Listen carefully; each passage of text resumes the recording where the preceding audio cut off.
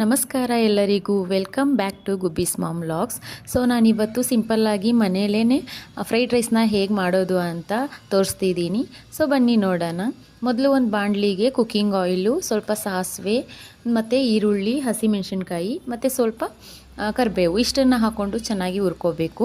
ಅಷ್ಟೊಂದು ಜಾಸ್ತಿನೂ ಹುರ್ಕೋಬಾರ್ದು, ಹಾಗಂತ ಅಷ್ಟೊಂದು ಹಸಿದು ಇರಬಾರ್ದು, ಮೀಡಿಯಮ್ ಫ್ಲೇಮಲ್ಲಿ ಹುರ್ಕೋಬೇಕು.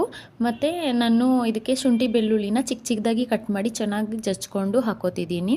ನಾನು ಅಂಗಡಿ ಶುಂಠಿ ಬೆಳ್ಳುಳ್ಳಿ ಪೇಸ್ಟ್ನ ಯೂಸ್ ಮಾಡಲ್ಲ ನಾನು. ಸೊ ಮನೇಲೇ ಏನಿರುತ್ತೆ ಅದರಲ್ಲೇ ತೋರಿಸ್ಕೊಡ್ತಿದ್ದೀನಿ.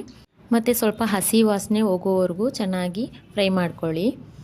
ಸೊ ಮನೇಲಿರೋ ಇಂಗ್ರೀಡಿಯೆಂಟ್ಸ್ ಯೂಸ್ ಮಾಡಿನೇ ನಾನು ಸಿಂಪಲ್ಲಾಗಿ ಮಾಡ್ತಿದ್ದೀನಿ. ಸೊ ನಾನೊಂದಷ್ಟು ವೆಜಿಟೇಬಲ್ಸ್ನ ಕಟ್ ಮಾಡ್ಕೊಂಡು ಇಟ್ಕೊಂಡಿದ್ದೀನಿ. ನಿಮ್ಗೆ ಯಾವ್ಯಾವ ವೆಜಿಟೇಬಲ್ಸ್ ಇಷ್ಟ ಆಗುತ್ತೋ ಅದನ್ನು ಯೂಸ್ ಮಾಡ್ಕೊಳ್ಳಿ. ನಾನಿಲ್ಲಿ ಕ್ಯಾರೆಟು, ಬೀನ್ಸ್ ಮತ್ತು ಆಲೂಗೆಡ್ಡೆನ ನಾನು ಯೂಸ್ ಮಾಡ್ಕೋತಿದ್ದೀನಿ. ನನಗೆ ಆಲೂಗಡ್ಡೆ ಅಂದರೆ ಇಷ್ಟ, ಸೊ ಅದನ್ನು ನಾನು ಹಾಕೋತಿದ್ದೀನಿ. ಸೊ ಚೆನ್ನಾಗಿ ಫ್ರೈ ಮಾಡಿದಾದಮೇಲೆ ವೆಜಿಟೇಬಲ್ಸ್ ನಾವು ಎಣ್ಣೆಲೇ ಫ್ರೈ ಮಾಡಬೇಕು, ನೀರು ಯೂಸ್ ಮಾಡೋ ಹಾಗಿಲ್ಲ. ಅದರಿಂದ ಸ್ವಲ್ಪ ಚೆನ್ನಾಗಿ ಫ್ರೈ ಮಾಡ್ತಾನೆ ಇರಬೇಕು. ಅದಾದಮೇಲೆ ನಾನು ಹಸಿ ಬಟಾಣಿನ ಸುಳಿದಿಟ್ಕೊಂಡಿದ್ದೀನಿ, ಅದನ್ನು ಹಾಕ್ಕೋತಿದ್ದೀನಿ. ನೀವು ನಾರ್ಮಲ್ ಬಟಾಣಿನ ಹಾಕ್ತೀವಿ ಅಂದರೆ ನೈಟೇ ನೆನೆಸ್ಬಿಟ್ಟು ಆಮೇಲೆ ಬೆಳಿಗ್ಗೆ ನೀವು ಹಾಕ್ಕೋಬೋದು. ಇದು ಹಸಿ ಬಟಾಣಿ ಆಗಿರೋದ್ರಿಂದ ನಾನು ಹಾಗೆ ಹಾಕ್ಕೋತಿದ್ದೀನಿ. ಮತ್ತು ಇದಕ್ಕೆ ಮೇನ್ ಇಂಗ್ರೀಡಿಯೆಂಟ್ ಬಂದು ಎಲೆಕೋಸು.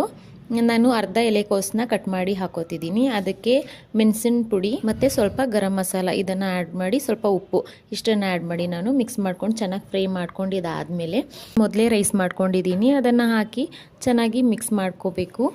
ಸೊ ರೈಸು ಸ್ವಲ್ಪ ತಣ್ಣಗಾಗಬೇಕು, ಆವಾಗ ಉದುರಾಗಿ ಬರುತ್ತೆ. ಮತ್ತು ನಾನು ಇದರಲ್ಲಿ ಯಾವುದೇ ಥರ ಕೆಚಪ್ಗಳಾಗಲಿ ಸಾಸ್ಗಳಾಗಲಿ ಯೂಸ್ ಮಾಡಿಲ್ಲ. ಈ ಥರ ಹೆಲ್ತಿಯಾದ ಫ್ರೈಡ್ ರೈಸ್ ಮಾಡ್ಕೊಂಡು ತಿನ್ನಿ, ತುಂಬ ಚೆನ್ನಾಗಿರುತ್ತೆ, ತುಂಬ ಟೇಸ್ಟಿಯಾಗಿರುತ್ತೆ. ಮತ್ತು ಈ ವಿಡಿಯೋ ನಿಮಗೆಲ್ಲ ಇಷ್ಟ ಆಗಿದ್ರೆ ಪ್ಲೀಸ್ ಲೈಕ್ ಮಾಡಿ, ಶೇರ್ ಮಾಡಿ, ನನ್ನ ಚಾನಲ್ನ ಸಬ್ಸ್ಕ್ರೈಬ್ ಮಾಡಿ. Thank you.